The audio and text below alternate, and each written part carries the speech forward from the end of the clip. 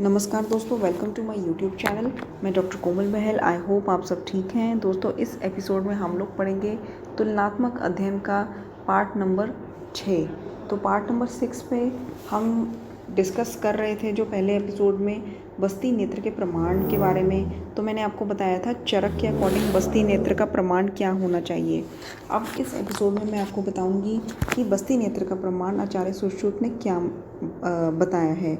तो आयु के अकॉर्डिंग जो है 1 वर्ष की आयु में, देखिए आचार्य चरक ने 6 वर्ष की आयु से स्टार्ट किया था, लेकिन आचार्य सुश्रुत जी कहते हैं कि 6 वर्ष की आयु तो उन्होंने मेंशन नहीं करी है।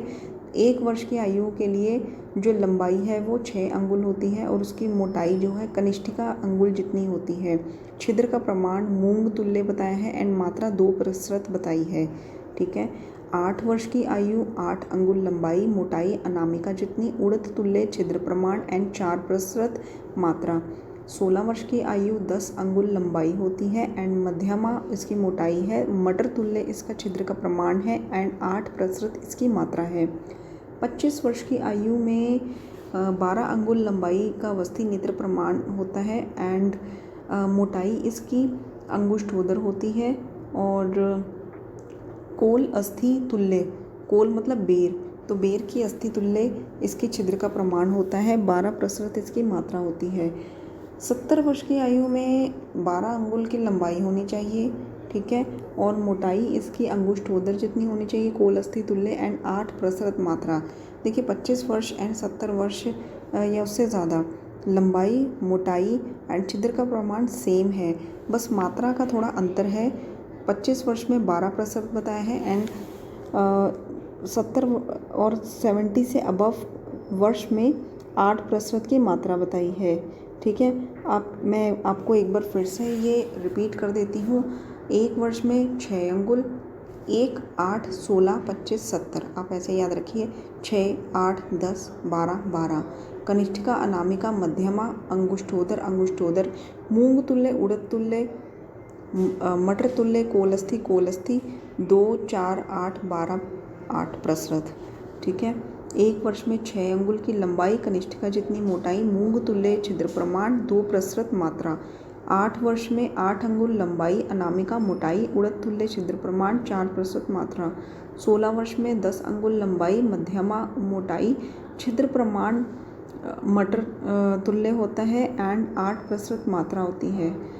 25 वर्ष में 12 अंगुल लंबाई होती है, अंगुष्ठोदर मोटाई होती है, छिद्र प्रमाण कोल अस्थि होती है और 12% मात्रा। मोर देन 70 वर्ष 12 अंगुल लंबाई है, अंगुष्ठोदर मोटाई है एंड कोल अस्थि तुल्य है एंड 8% मात्रा है। ठीक है। इसको बार बार सुनिए तभी आपको याद होगा। बस्ती नेत्र हेतु जो लंबाई होती है, व्रण नेत्र हेतु जो लंबाई होती है वो 8 अंगुल मानी है एंड मुदक तुल्य छिद्र होना चाहिए। वाघबन जी कहते हैं कि 1 वर्ष से कम जो है 5 अंगुल प्रमाण होना चाहिए, 1 से 6 वर्ष तक 6 अंगुल, 7 वर्ष से 7 अंगुल, 12 वर्ष तक 8 अंगुल, 16 वर्ष तक 10 अंगुल प्रमाण, 20 वर्ष तक 12 अंगुल प्रमाण। ठीक है। और बस्ती नेत्र दोष आचार्य चरक ने 8 माने हैं, सुश्रुत जी ने 11 माने हैं। बस्ती पुटक दोष, देखिए बस्ती पुटक जो मतलब पीछे बैग लगा होता है रबड़ का, उसको अगर बहुत ज़्यादा हमने अति द्रुति, बहुत शीघ्र जल्दी दबाया तो भी दोष आ सकता है, बहुत धीरे से दबा के बस्ती दी तो भी दोष आ सकता है। तो सम्यक रूप से उसको दबा के प्रेस करके हमने बस्ती देनी है, तो इस तरह से दोष आ सकते हैं। तो ये बस्ती पुटक दोष कितने होते हैं? आचार्य चरक ने 8 माने हैं एंड सुश्रुत जी ने 5 माने हैं। बस्ती दाता दोष कितने होते हैं? देने वाले जो बस्ती देता है उसमें अगर कोई दोष हो, उसको कोई नॉलेज ना हो उस रिलेटेड, अगर वो बस्ती ठीक रूप से ना दे तो बस्ती दाता दोष कितने होते हैं? आचार्य चरक ने 10 माने हैं एंड सुश्रुत जी ने 6 माने हैं। बस्ती दोष चरक जी ने 12 माने हैं तो सुश्रुत ने बस्ती दोष नहीं माने। तो बस्ती नेत्र के दोष जो है 8 हैं, पुटक दोष 8 हैं, बस्ती दाता दोष 10 हैं, बस्ती दोष 12 हैं। ठीक है। ये चरक जी के अकॉर्डिंग है। और सुश्रुत जी ने 11 माने हैं बस्ती नेत्र दोष और बस्ती पुटक दोष 5 माने हैं, बस्ती दाता दोष 6 माने हैं। सुश्रुत मत अनुसार कुल वस्ती दोष कितने होते हैं? 76। वैध व आतुर निमित्त उपद्रव कितने होते हैं? 44। आतुर निमित्त उपद्रव अगर इंडिविजुअली देखें तो 15 होते हैं। वैध निमित्त उपद्रव जो है 8 होते हैं। स्नेह वापस ना आने के कारण उपद्रव कितने होते हैं? 9। ठीक है, तो टोटल 76 वस्ती दोष माने हैं उन्होंने। ठीक है, उपद्रवों को मिला के। वैध और आतुर निमित्त कितने हैं? 44। अकेला वैध के देखे जाए तो 8, आतुर के निमित्त देखे जाए तो 15, स्नेह वापस ना आने के कारण उपद्रव जो होते हैं 9। तो टोटल 76 जो है उपद्रव माने हैं वस्ती दोष के। एंड निरुवस्ती निर्माणार्थ जो मात्रा होती है, देखिए औषध द्रव्य क्वाथ जो है वो 1/5, ठीक है, भाग लेना है। वात प्रकृति में स्नेह कितना लेना है? 1/4, पित्तज में 1/6 एंड श्लेष्मिक में 1/8 भाग। ठीक है, और निरुवस्ती की मात्रा 6 महीने से 1 वर्ष तक आधा प्रसरत, ठीक है, और तदंतर 12 वर्ष तक प्रति वर्ष आधा आधा प्रसरत की वृद्धि करते हैं। 12 वर्ष में 6 प्रसरत और फिर 12 से 18 तक प्रति वर्ष 1-1 प्रसरत की वृद्धि करते हैं। तो इस तरह से 18 वर्ष में 12 प्रसरत और 18 से 70 वर्ष में 12 प्रसरत ही होती है। एंड 70 वर्ष से अधिक 16 वर्ष वाली मात्रा मतलब कि 10 प्रसरत दी जाती है। उत्तर वस्ती में जो पुष्प नेत्र का प्रमाण होता है, आचार्य चरक ने स्त्री में 10 अंगुल माना है, सुश्रुत ने भी 10 अंगुल माना है।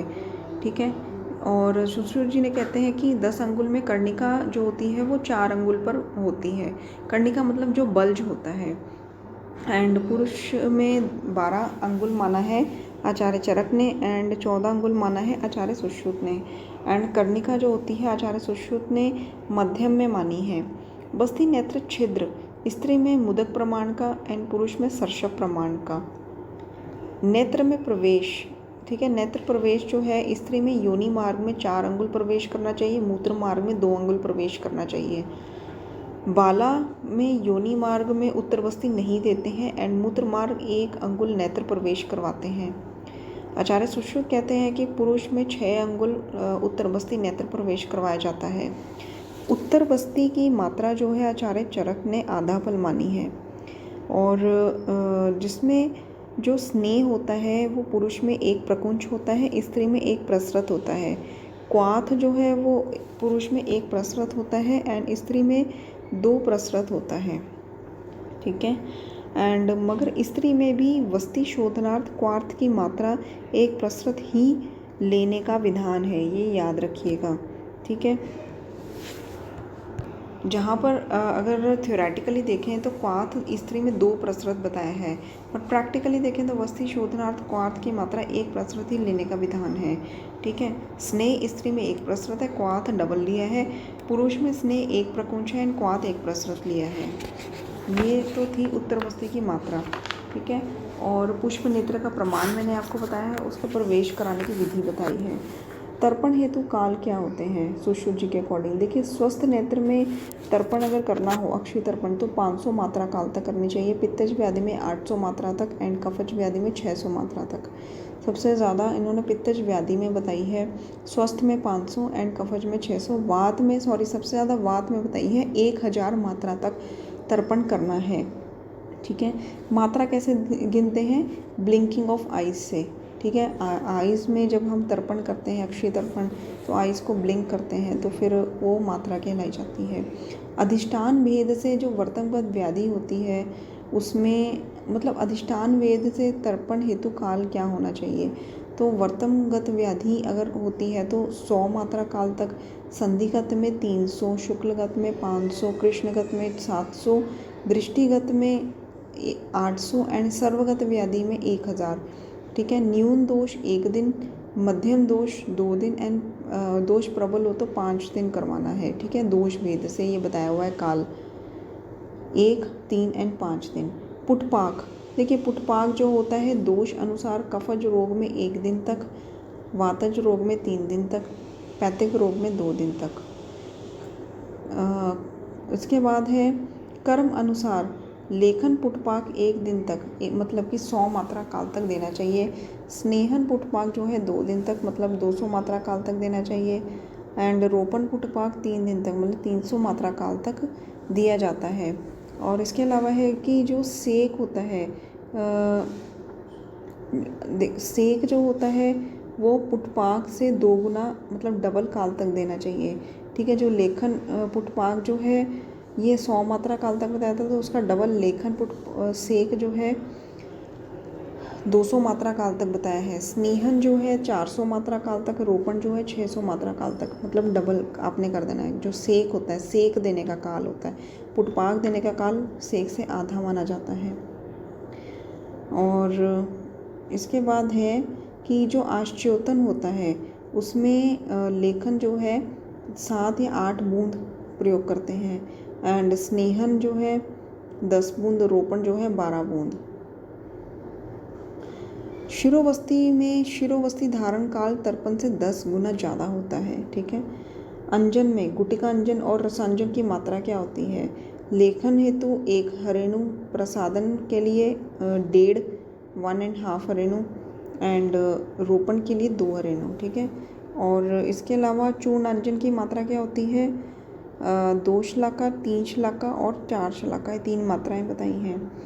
और जो रस होता है वो मधुर रस के लिए जो अंजन पात्र का प्रयोग होता है वो स्वर्ण पात्रन का प्रयोग होता है।